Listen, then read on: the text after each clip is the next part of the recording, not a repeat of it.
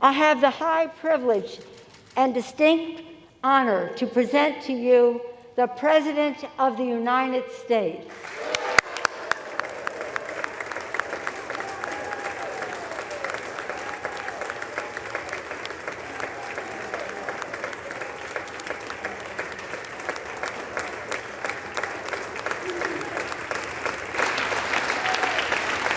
Thank you, thank you, thank you.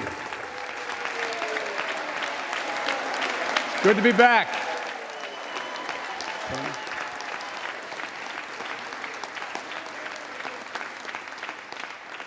Mitch and Chuck will understand it's good to be almost home, down the hall. Anyway, thank you all. Madam Speaker, Madam Vice President.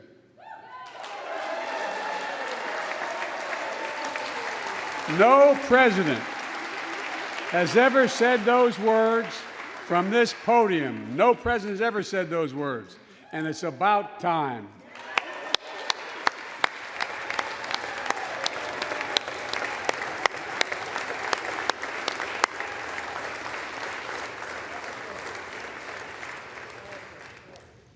First Lady, I'm her husband. Second Gentleman, Chief Justice, members of the United States Congress and the Cabinet, distinguished guests, my fellow Americans. While the setting tonight is familiar, this gathering is just a little bit different. A reminder of the extraordinary times we're in. Throughout our history, presidents have come to this chamber to speak to Congress, to the nation, and to the world, to declare war, to celebrate peace, to announce new plans and possibilities. Tonight, I come to talk about crisis and opportunity, about rebuilding the nation, revitalizing our democracy, and winning the future for America. I stand here tonight, one day shy of the 100th day of my administration. 100 days since I took the oath of office and lifted my hand off our family Bible and inherited a nation, we all did, that was in crisis. The worst pandemic in a century, the worst economic crisis since the Great Depression, the worst attack on our democracy since the Civil War. Now, after just 100 days, I can report to the nation, America is on the move again.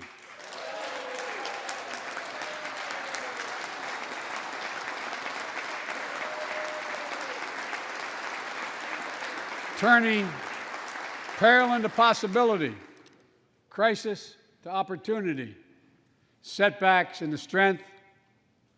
We all know life can knock us down, but in America, we never, ever, ever stay down.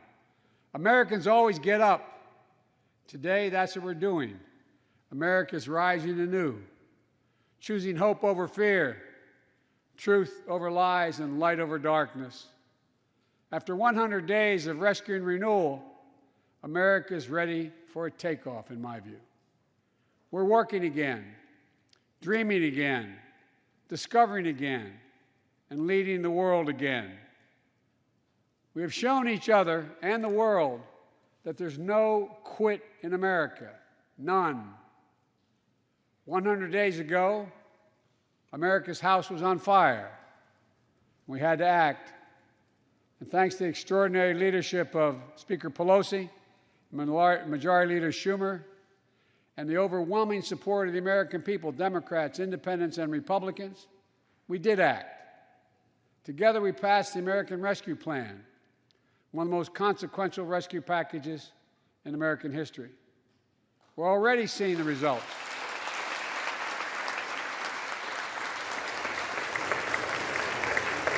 We're already seeing the results.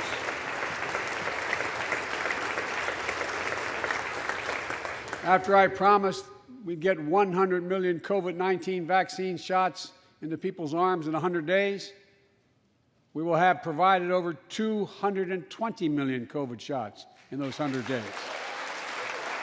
thanks to all the help of all of you.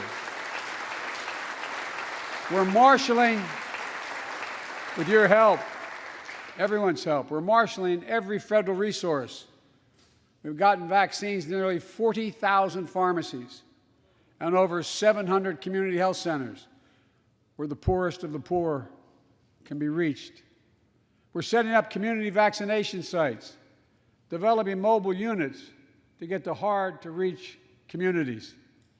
Today, 90% of Americans now live within 5 miles of a vaccination site.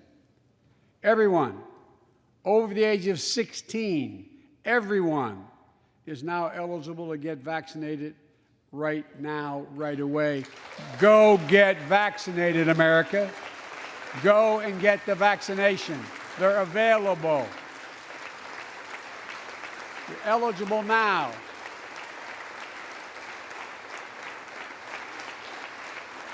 When I was sworn in on January 20th, less than 1% of the seniors in America were fully vaccinated against COVID-19. 100 days later, 70% of seniors in America over 65 are protected, fully protected. Senior deaths from COVID-19 are down 80% since January, down 80% because of all of you. And more than half of all the adults in America have gotten at least one shot. A mass vaccination center in Glendale, Arizona, I asked the nurse, I said, "What's it like?" She looked at me and she said, "It's like every shot is giving a dose of hope," was her phrase, a dose of hope. A dose of hope for an educator in Florida who has a child suffering from an autoimmune disease. Wrote to me, said she was worried about bringing the virus home. She said she then got vaccinated at a large site in her car. She said she sat in her car when she got vaccinated and just cried out of joy and cried out of relief. Parents, seeing the smiles on their kids' faces for those who are able to go back to school because the teachers and school bus drivers and cafeteria workers have been vaccinated. Grandparents, hugging their children and grandchildren instead of pressing hands against the window to say goodbye. It means everything. Those things mean everything. You know, there's still, you all know it, you know it better than any group of Americans, there's still more work to do to beat this virus. We can't let our guard down. But tonight, I can say, because of you, the American people, our progress these past 100 days against one of the worst pandemics in history has been one of the greatest logistical achievements this country's ever seen. What else have we done in those first 100 days? We kept our commitment, Democrats and Republicans, of sending $1,400 rescue checks to 85% of American households. We've already sent more than 160 million checks out the door. It's making a difference. You all know it when you go home. For many people, it's making all the difference in the world. The single mom in Texas who wrote me, she said she couldn't work, but she said the relief check put food on the table and saved her and her son from eviction from their apartment. A grandmother in Virginia who told me she immediately took her granddaughter to the eye doctor, something she said she put off for months because she didn't have the money. One of the defining images, at least from my perspective in this crisis, has been cars lined up for miles. And not people just barely able to start those cars, nice cars, lined up for miles, waiting for a box of food to be put in their trunk. I don't know about you, but I didn't ever think I'd see that in America. And all of this is through no fault of their own. No fault of their own, these people are in this position. That's why the rescue plan is delivering food and nutrition assistance to millions of Americans facing hunger and hunger's down sharply already. We're also providing rental assistance. You all know this, but the American people, I want to make sure they understand. Keeping people from being evicted from their homes. Providing loans to small businesses that reopen and keep their employees on the job. During these 100 days, an additional 800,000 Americans enrolled in the Affordable Care Act when I established a special sign-up period to do that. 800,000 in that period. We're making one of the largest one-time ever investments, ever, in improving health care for veterans. Critical investments to address the opioid crisis. And maybe most importantly, thanks to the American Rescue Plan, we're on track to cut child poverty in America in half this year.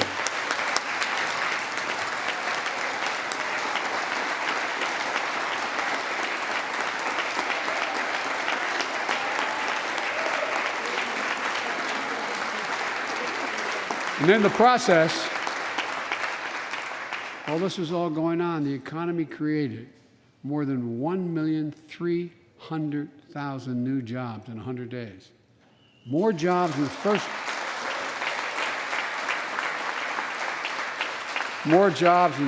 100 days than any president on record.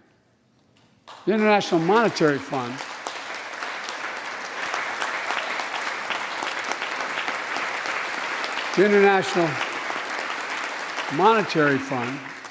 is now estimating our economy will grow at a rate of more than 6% this year. That will be the fastest pace of economic growth in this country in nearly 4 decades. America's moving forward, but we can't stop now. We're in competition with China and other countries to win the 21st century. We're at a great inflection point in history. We have to do more than just build back better. We have to build back better. We have to compete more strenuously than we have. Throughout our history, if you think about it, public investment in infrastructure has literally transformed America, our attitudes as well as our opportunities.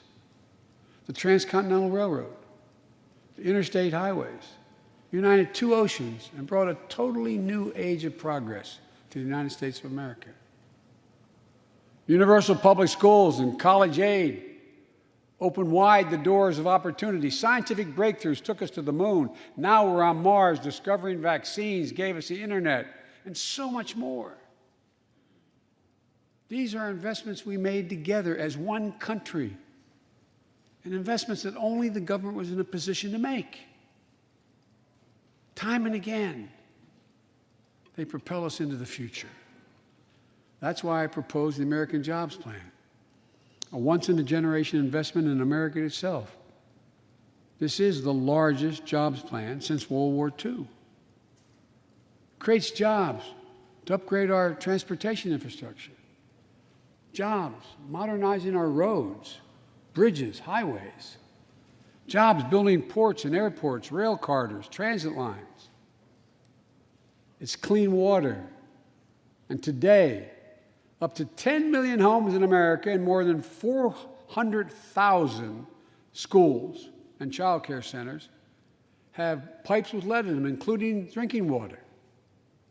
A clear and present danger to our children's health. American Jobs Plan creates jobs replacing 100% of the nation's lead pipes and service lines, so every American can drink clean water.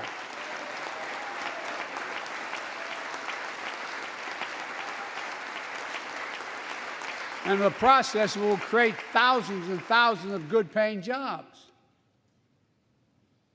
It creates jobs connecting every American with high-speed internet, including 35% of the rural America that still doesn't have it. It's going to help our kids and our businesses succeed in the 21st century economy. And I'm asking the Vice President to lead this effort, if she would, because I know it will get done. Creates jobs building a modern power grid. Our grids are vulnerable to storms, hacks, catastrophic failures with tragic results, as we saw in Texas and elsewhere during the winter storms. The American Jobs Plan will create jobs that lay thousands of miles of transmission lines needed to build a resilient and fully clean grid. We can do that.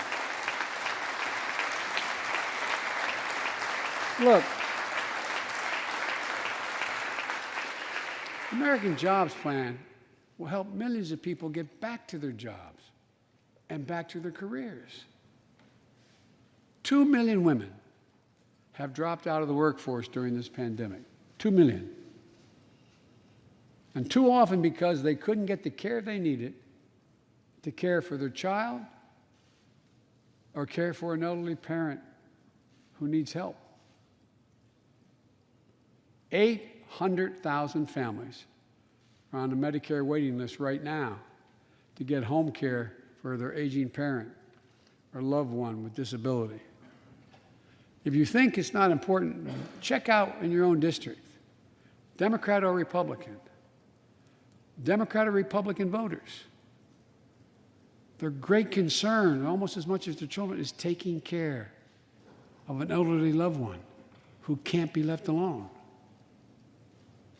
Medicaid contemplated it, but this plan is going to help those families and create jobs for our caregivers with better wages and better benefits, continuing a cycle of growth. For too long, we've failed to use the most important word when it comes to meeting the climate crisis: jobs. Jobs. Jobs.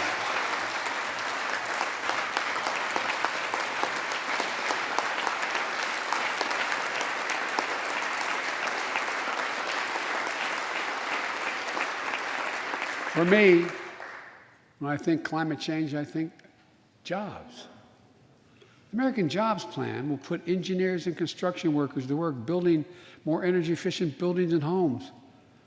Electrical workers, IBEW members installing 500,000 charging stations along our highways so we can own the electric car market. Farmers planting cover crops so they can reduce the carbon dioxide in the air and get paid for doing it. Look, think about it. There is simply no reason why the blades for wind turbines can't be built in Pittsburgh instead of Beijing. No reason. None. No reason. So, folks, there's no reason why American workers can't lead the world in the production of electric vehicles and batteries. I mean, there is no reason. We have the capacity. We're the brightest, best trained people in the world. The American Jobs Plan is going to create millions of good-paying jobs, jobs Americans can raise a family on. As my dad would then say, with a little breathing room. And all the investments in the American Job Plan will be guided by one principle: buy American. Buy American. And I might note parenthetically, that does not violate any trade agreement. It's been the law since the 30s. Buy American. American tax dollars are going to be used to buy American products made in America to create American jobs. That's the way it's supposed to be, and it will be in this administration.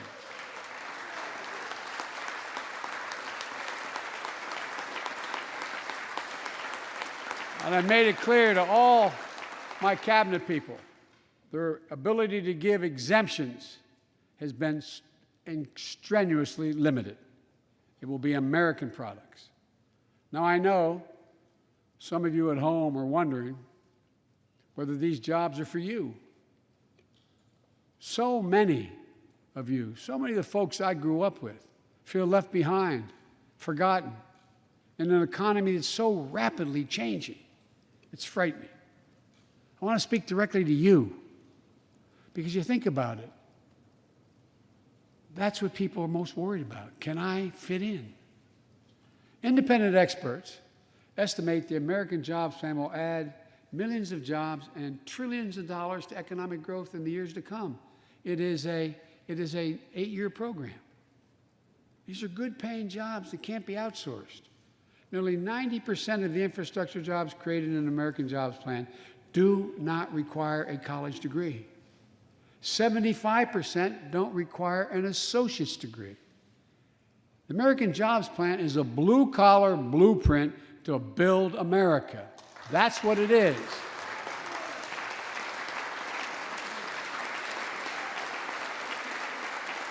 And it recognizes something I've always said in this chamber and the other. Good guys and women on Wall Street, but Wall Street didn't build this country. The middle class built the country, and unions built the middle class. So that's why I'm calling on Congress to pass Protect the Right to Organize Act, the PRO Act, and send it to my desk so we can support the right to unionize. And by the way, while you're thinking about sending things to my desk, let's raise the minimum wage to $15. No one working 40 hours a week, no one working 40 hours a week should live below the poverty line. We need to ensure greater equity and opportunity for women. And while we're doing this, let's get the Paycheck Fairness Act to my desk as well, equal pay. It's been much too long. And if you wonder whether it's too long, look behind me. And finally, the American Jobs Plan will be the biggest increase in non-defense research and development on record. We'll see more technological change, and some of you know more about this than I do. We'll see more technological change in the next 10 years than we saw in the last 50. That's how rapidly artificial intelligence and so much more is changing. And we're falling behind the competition with the rest of the world. Decades ago, we used to invest 2% of our gross domestic product in America, 2% of our gross domestic product in research and development. Today, Mr. Secretary, that's less than 1%. China and other countries are closing in fast. We have to develop and dominate the products and technologies of the future. Advanced batteries, biotechnology, computer chips, clean energy. The Secretary of Defense can tell you, and those of you who work in national security issues know, the Defense Department has an agency called DARPA, the Defense Advanced Research Project Agency. The people who set up before I came here, and that's been a long time ago, to develop breakthroughs that enhance our national security. That's their only job. And it's a semi-separate agency. It's under the Defense Department. It's led to everything from the discovery of the internet to GPS and so much more that's enhanced our security. The National Institute of Health, the NIH, I believe, should create a similar advanced research projects agency for health. And here's what it would do.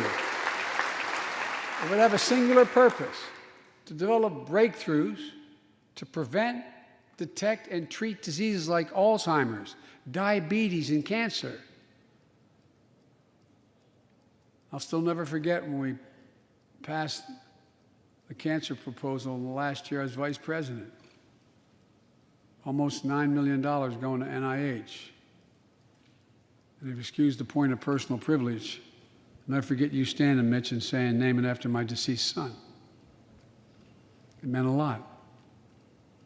But so many of us have deceased sons, daughters, and relatives who died of cancer. I can think of no more worthy investment. I know of nothing that is more bipartisan. So let's end cancer as we know it It's within our power. It's within our power to do it.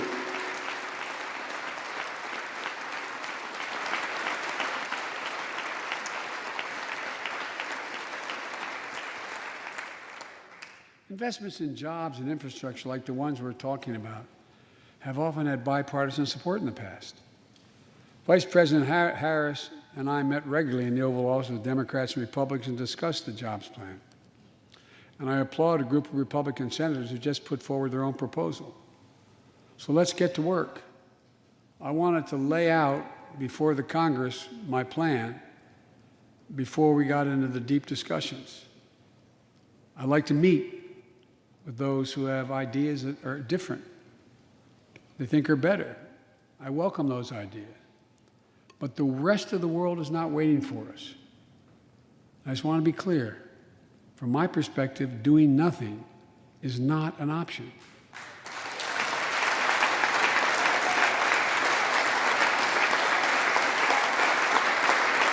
Look, we can't be so busy competing with one another that we forget the competition that we have with the rest of the world to win the 21st century. Secretary Blinken can tell you, I spent a lot of time with President Xi. Traveled over 17,000 miles with him. Spent, they tell me, over 24 hours in private discussions with him. When he called to congratulate him, we had a 2-hour discussion. He's deadly earnest about becoming the most significant, consequential nation in the world.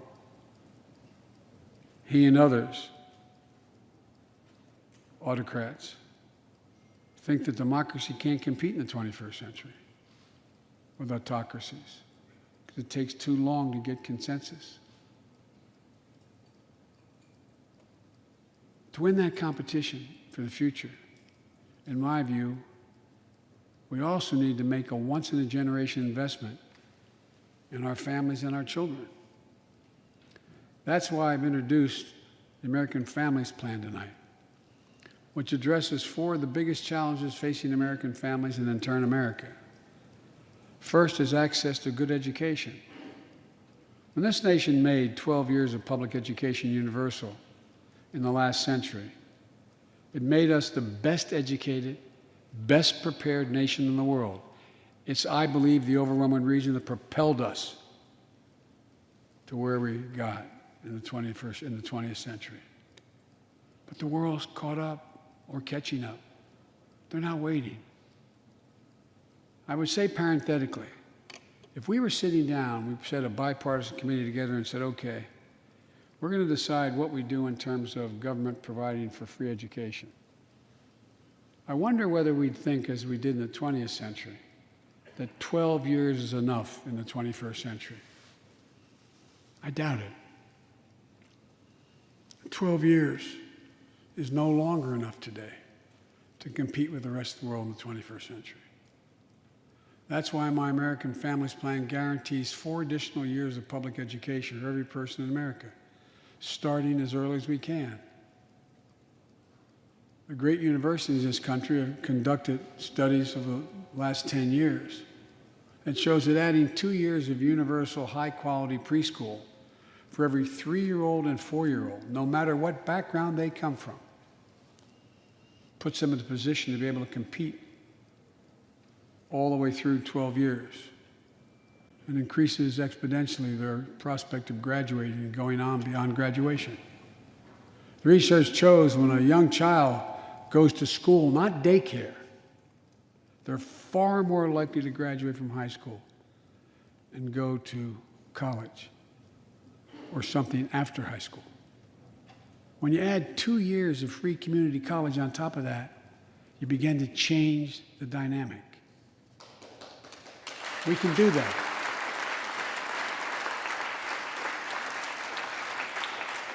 And we'll increase Pell Grants and invest in historical black colleges and universities, tribal colleges, minority-serving institutions. The reason is they don't have the endowments, but their students are just as capable of learning about cybersecurity, just as capable of learning about metallurgy, all the things that are going on that provide those jobs of the future. Jill is a community college professor who teaches today as First Lady. She's long said,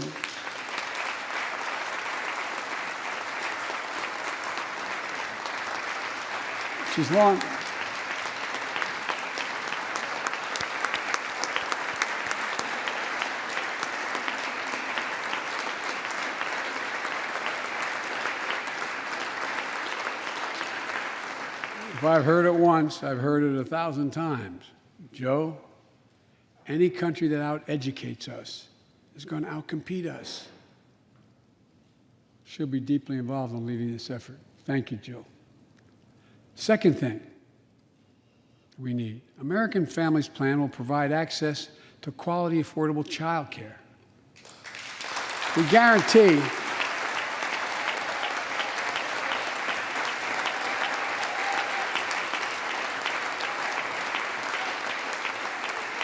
when I'm proposing the legislation, we guarantee that low and middle income families will pay no more than 7% of their income for high-quality care for children up to the age of 5.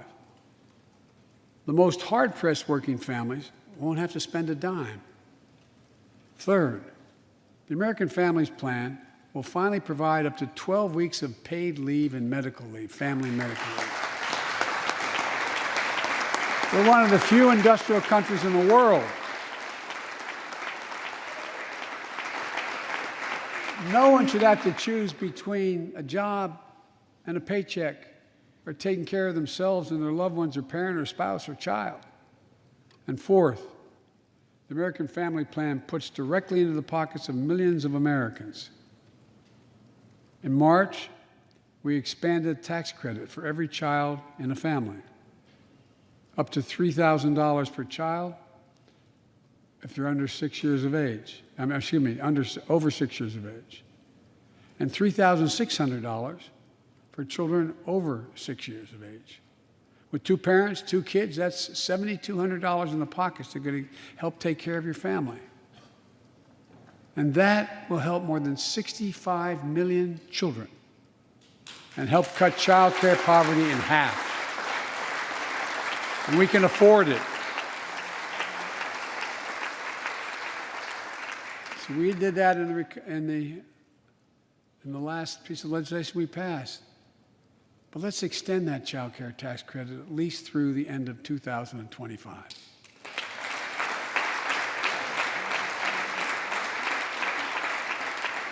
The American Rescue Plan lowered health care premiums for 9 million Americans who buy their coverage under the Affordable Care Act. I know that's really popular this side of the aisle.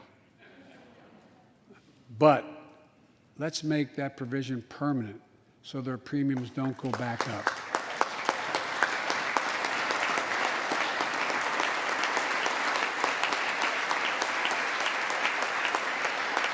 In addition to my family's plan, I'm going to work with Congress to address this year other critical priorities for American families.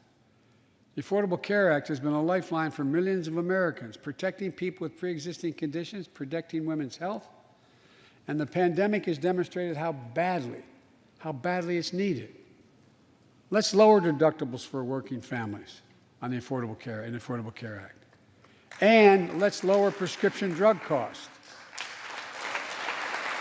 We know how to do this.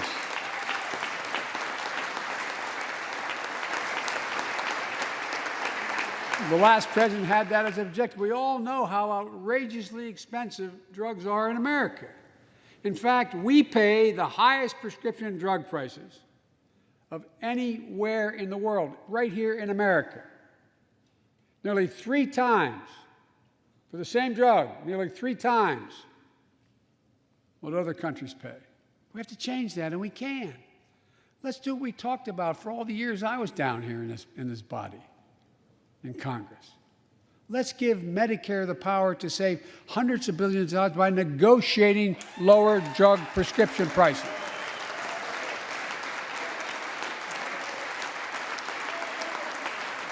And by the way, it won't just help people on Medicare. lower prescription drug costs for everyone. And the money we save, which is billions of dollars, can go to strengthen the Affordable Care Act and expand Medicare coverage benefits without costing taxpayers an additional penny. It's within our power to do it. Let's do it now.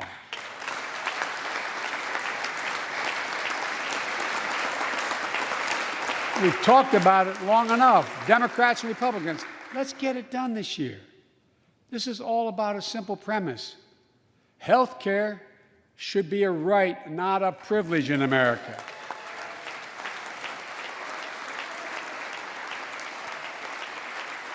So, how do we pay for my jobs and family plan? I made it clear we can do it without increasing the deficits. Let's start with what I will not do. I will not impose any tax increase on people making less than $400,000. But it's time for corporate America and the wealthiest 1% of Americans to just begin to pay their fair share. Just their fair share.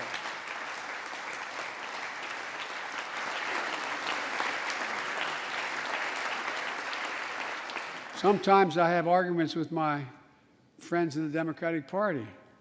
I think you should be able to become a billionaire and a millionaire, but pay your fair share.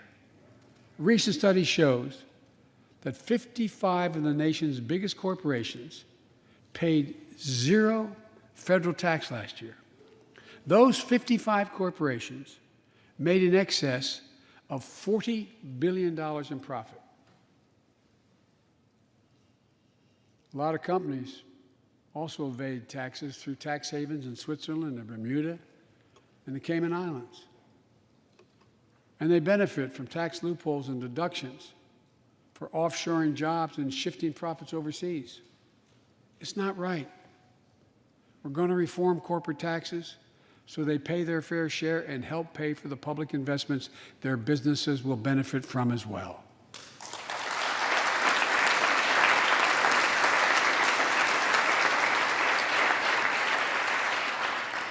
We're going to reward work, not just wealth. We take the top tax bracket for the wealthiest 1% of Americans, those making over $400,000 or more, back up to where it was when George W. Bush was president, when he started, 39.6%. That's where it was when George W. was president. We're going to get rid of the loopholes, allow Americans to make more than $1 million a year and pay a lower tax rate on their capital gains than Americans who receive a paycheck. We're only going to affect 0.3% of all Americans by that action, 0.3%. And the IRS is going to crack down on millionaires and billionaires who cheat on their taxes. It's estimated to be billions of dollars by think tanks that are left, right, and center. I'm not looking to punish anybody. But I will not add a tax burden, additional tax burden to the middle class in this country. They're already paying enough. I believe what I propose is fair, fiscally responsible, and it raises revenue to pay for the plans I propose and will create millions of jobs that will grow the economy and enhance our financial standing in the country. When you hear someone say, they don't want to raise taxes on the wealthiest 1% or corporate America, ask them, whose taxes you want to raise? Instead, whose are going to cut? Look, the big tax cut of 2017. Remember, it was supposed to pay for itself. That was how it was sold. And generate vast economic growth. Instead, it added $2 trillion to the deficit. It was a huge windfall for corporate America and those at the very top. Instead of using the tax saving to raise wages and invest in research and development, it poured billions of dollars into the pockets of CEOs. In fact, the pay gap between CEOs and their workers is now among the largest in history. According to one study, CEOs make 320 times what the average worker in their corporation makes. It used to be below 100. The pandemic has only made things worse. 20 million Americans lost their job in the pandemic, working and middle-class Americans. At the same time, roughly 650 billionaires in America saw their net worth increase by more than $1 trillion in the same exact period. Let me say it again. 650 people increased their wealth by more than $1 trillion during this pandemic. And they're now worth more than $4 trillion.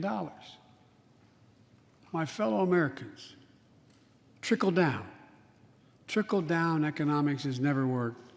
And it's time to grow the economy from the bottom and the middle out.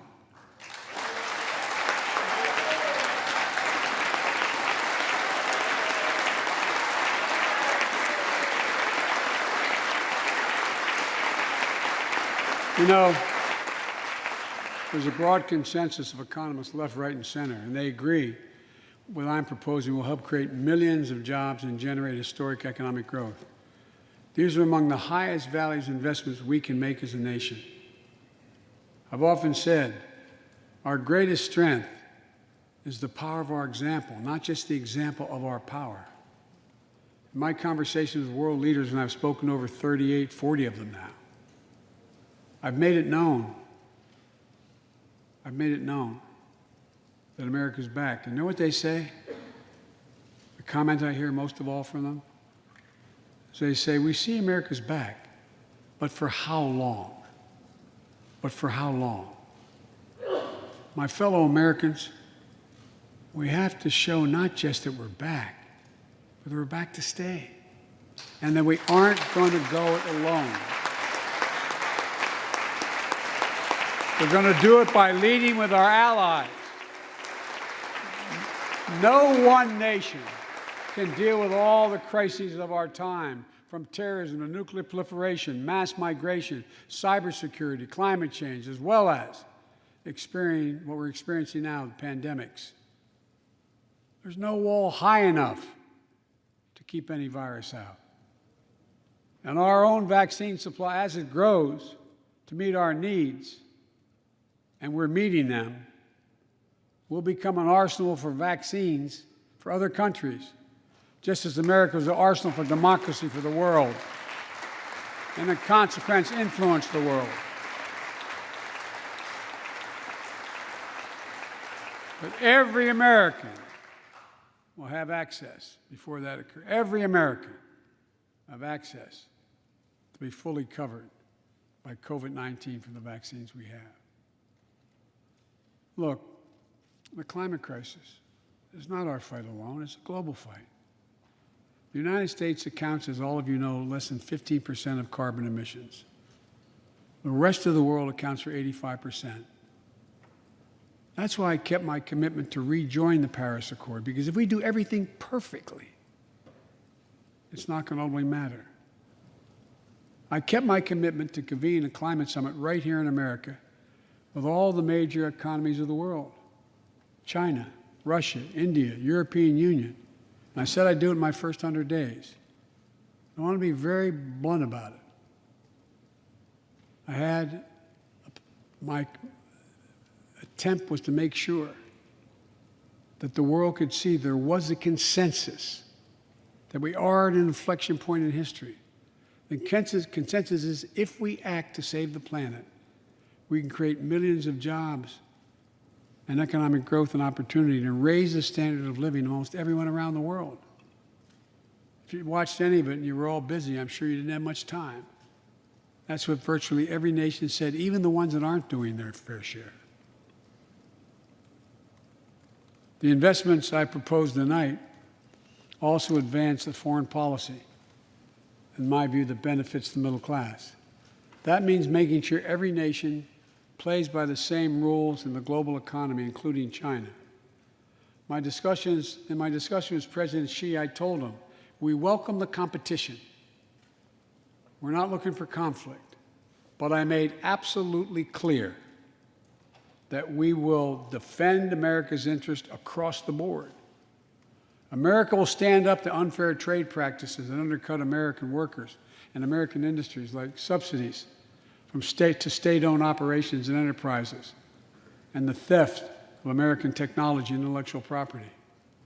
I also told President Xi that we'll maintain a strong military presence in the Indo-Pacific, just as we do with NATO and Europe, not to start a conflict, but to prevent one.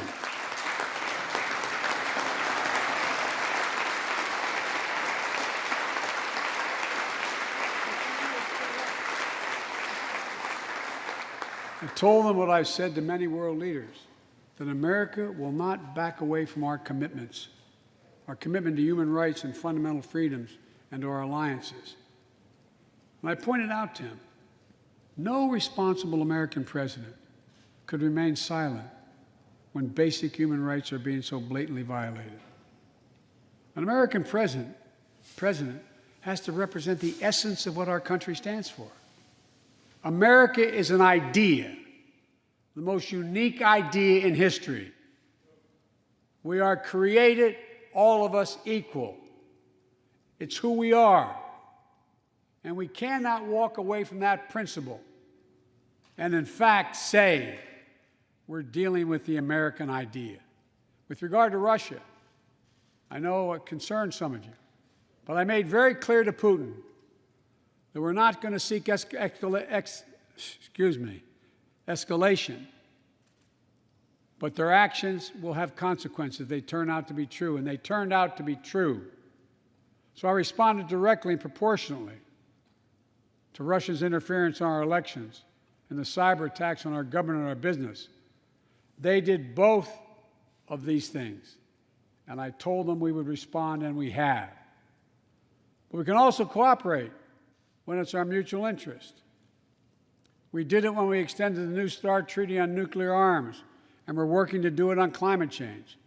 But he understands we will respond. On Iran and North Korea, nuclear programs that present serious threats to American security and the security of the world. We're going to be working closely with our allies to address the threats posed by both of these countries through diplomacy as well as stern deterrence. And American leadership means ending the forever war in Afghanistan. We have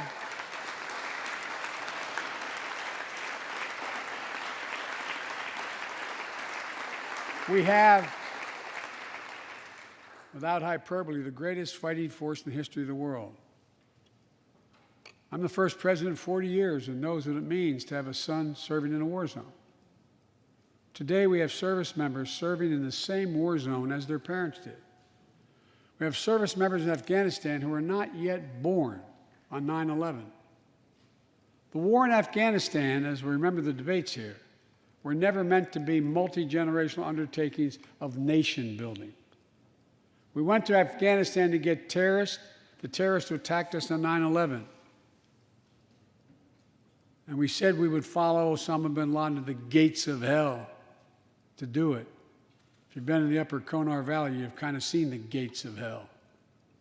And we delivered justice to bin Laden.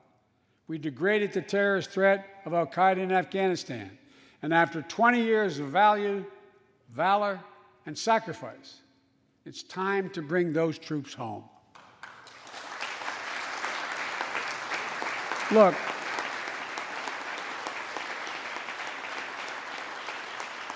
even as we do, we'll maintain over-the-horizon capacity to suppress future threats to the homeland. And make no mistake, in 20 years, terrorism has metastasized. The threat has evolved way beyond Afghanistan. Those of you in the intelligence committees, the Foreign Relations Committee, defense committees, you know well, we have to remain vigilant against the threats to the United States wherever they come from. Al-Qaeda and ISIS are in Yemen, Syria, Somalia, other places in Africa, in the Middle East, and beyond. And we won't ignore what our intelligence agencies have determined to be the most lethal terrorist threat to the homeland today. White supremacy is terrorism. We're not going to ignore that either. My fellow Americans, look, we have to come together to heal the soul of this nation. It was nearly a year ago before her father's funeral when I spoke with Gianna Floyd, George Floyd's young daughter. She's a little tyke, so I was kneeling down to talk to her. so I could look her in the eye. She looked at me, she said, "My daddy changed the world." Well, after the conviction of George Floyd's murderer, we can see how right she was if we have the courage to act as a Congress. We've all seen the knee of injustice on the neck of Black Americans. Now's our opportunity to make some real progress. The vast majority of men and women wearing a uniform and a badge serve our communities, and they serve them honorably. I know them. I know they want.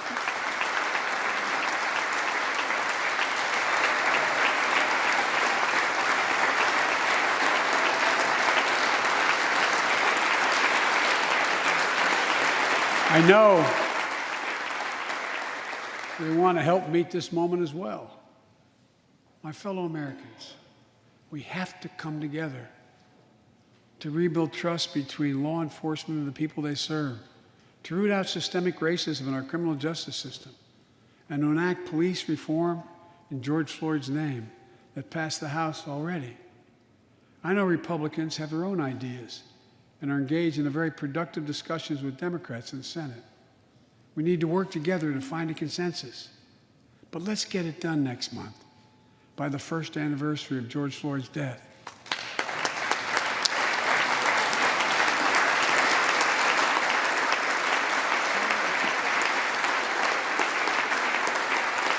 The country supports this reform, and Congress should act.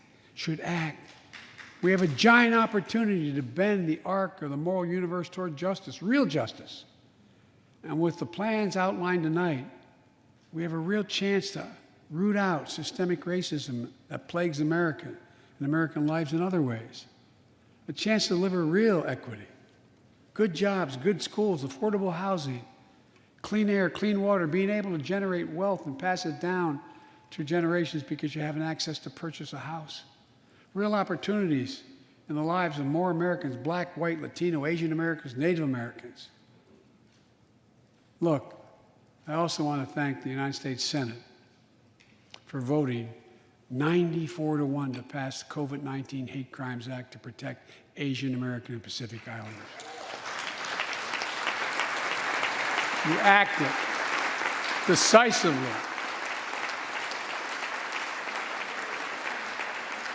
You can see on television the viciousness of the hate crimes we've seen over this past year and for too long. I urge the House to do the same and send that legislation to my desk, which I will gladly, anxiously sign. I also hope Congress will get to my desk the Equality Act to protect LGBTQ Americans. For all transgender Americans watching at home, especially young people, you're so brave. I want you to know your president has your back. Another thing, let's authorize the Violence Against Women Act, which has been law for 27 years.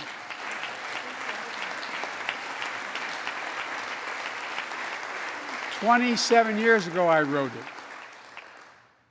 It'll close the act that has to be authorized now, will close the boyfriend loophole to keep guns out of the hands of abusers. The court order said this is an abuser. You can't own a gun. It's to close that loophole that existed.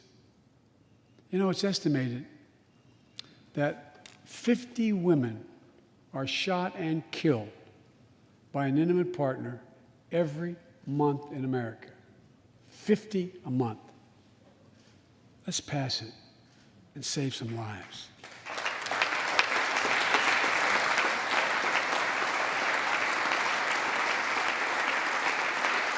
And I need not tell anyone this, but gun violence has become an epidemic in America. The flag at the White House was still flying at half-mast for the 8 victims of the mass shooting in Georgia, when 10 more lives were taken in a mass shooting in Colorado. And in the week in between those two events, 250 other Americans were shot dead in the streets of America. 250 shot dead. I know how hard it is to make progress on this issue. In the 90s, we passed universal background checks. a ban on assault weapons and high-capacity magazines that hold 100 rounds that can be fired off in seconds. We beat the NRA. Mass shootings and gun violence declined. Check out the report over 10 years. But in the early 2000s, the law expired. We've seen daily bloodshed since. I'm not saying if the law continued, we wouldn't see bloodshed. More than 2 weeks ago in the Rose Garden, surrounded by some of the bravest people I know, the survivors and families who lost loved ones to gun violence, I laid out several of the Department of Justice actions that are being taken to impact on this epidemic. One of them is banning so-called ghost guns. These are homemade guns built from a kit that includes directions how to finish the firearm. The parts have no serial numbers, so they show up at crime scenes and they can't be traced. The buyers of these ghost gun kits aren't required to pass any background check. Anyone, from a criminal or terrorist, could buy this kit and within 30 minutes have a weapon that's lethal, but no more. And I'll do everything in my power to protect the American people from this epidemic of gun violence, but it's time for Congress to act as well. Look,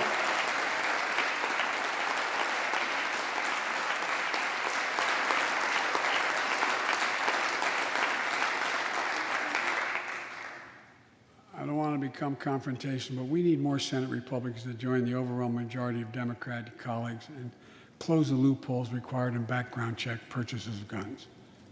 We need a ban on assault weapons and high-capacity magazines.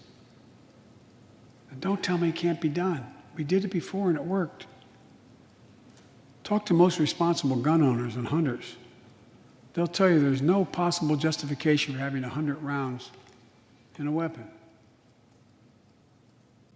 What do you think, deer are wearing Kevlar vests? I mean, they'll tell you that there are too many people today who are able to buy a gun but shouldn't be able to buy a gun. These kinds of reasonable reforms have overwhelming support from the American people, including many gun owners. The country supports reform, and Congress should act. This shouldn't be a red or blue issue. And no amendment to the Constitution is absolute.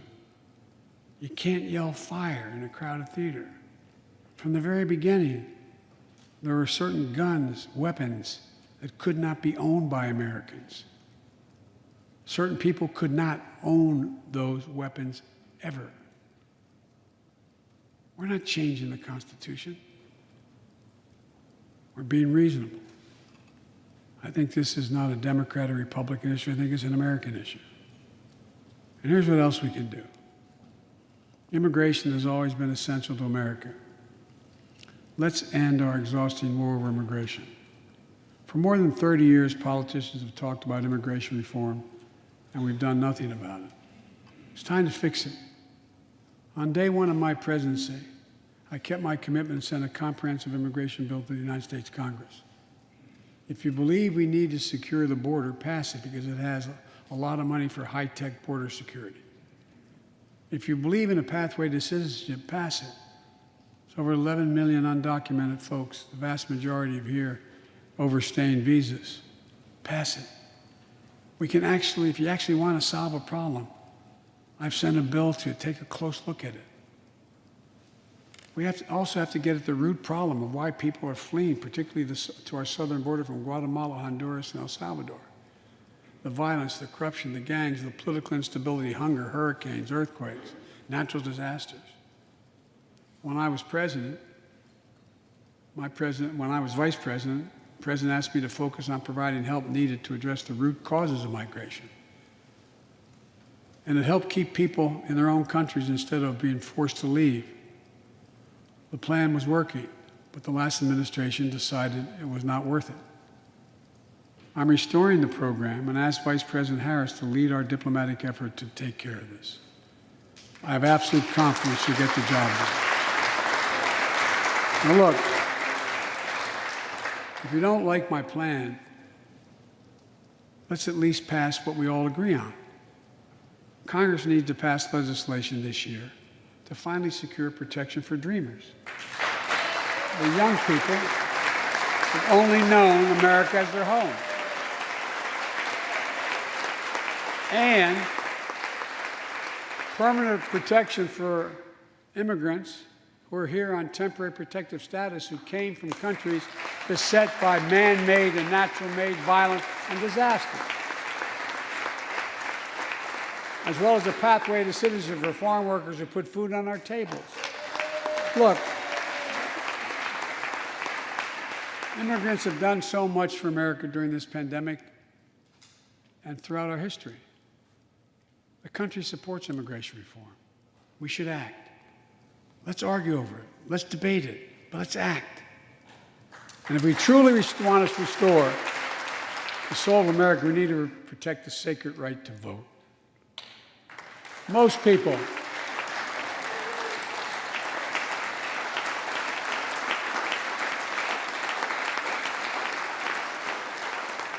more people voted in the last presidential election than any time in American history, in the middle of the worst pandemic ever. It should be celebrated. Instead, it's being attacked. Congress should pass H.R. 1 and the John Lewis Voting Rights Act and send it to my desk right away.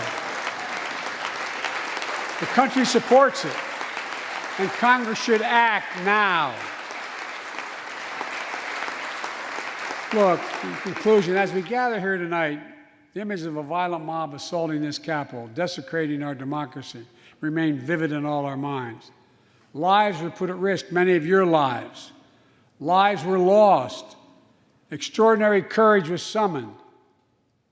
The insurrection was an existential crisis, a test of whether our democracy could survive, and it did. But the struggle is far from over. The question of whether our democracy will long endure is both ancient and urgent, as old as our republic, still vital today. Can our democracy deliver on its promise that all of us, created equal in the image of God, had a chance to lead lives of dignity, respect, and possibility? Can our democracy deliver to the most pressing needs of our people? Can our democracy overcome the lies, anger, hate, and fears that have pulled us apart? America's adversaries, the autocrats of the world, are betting we can't. And I promise you, they're betting we can't. They believe we're too full of anger and division and rage. They look at the images of the mob that assaulted the Capitol as proof that the sun is setting on American democracy. But they're wrong. You know it, I know it. But we have to prove them wrong. We have to prove democracy still works, that our government still works, and we can deliver for our people. In our first 100 days together, we've acted to restore people's faith in democracy to deliver. We're vaccinating the nation. We're creating hundreds of thousands of new jobs. We're delivering real results to people. They can see it, feel it in their own lives. Opening doors of opportunity, guaranteeing some more fairness and justice. That's the essence of America. That's democracy in action. Our Constitution opens with the words, as trite as it sounds, we the people. Well, it's time to remember that we the people are the government, you and I. Not some force in a distant capital. Not some powerful force that we have no control over. It's us. It's we the people. In another era, when our democracy was tested, Franklin Roosevelt reminded us, in America, we do our part. We all do our part. That's all I'm asking. That we do our part, all of us. That if we do that, we will meet the center challenge of the age by proving that democracy is durable and strong. Autocrats will not win the future. We will. America will. And the future belongs to America. As I stand here tonight before you in a new and vital hour of life and democracy of our nation, and I can say with absolute confidence, I have never been more confident or optimistic about America. Not because I'm president, because of what's happening with the American people. We've stared into the abyss of insurrection and autocracy, pandemic and pain, and we, the people, did not flinch. At the very moment our adversaries were certain we'd pull apart and fail, we came together, we united. With light and hope, we summoned a new strength, new resolve to position us to win the competition of the 21st century. On our way to a union more perfect, more prosperous, and more just, as one people, one nation, and one America. Folks, as I told every world leader I've ever met with over the years, it's never, ever, ever been a good bet to bet against America, and it still isn't. We're the United States of America. There's not a single thing, nothing beyond our capacity. We can do whatever we set our minds to if we do it together. So let's begin to get together. God bless you all, and may God protect our troops. Thank you for your patience.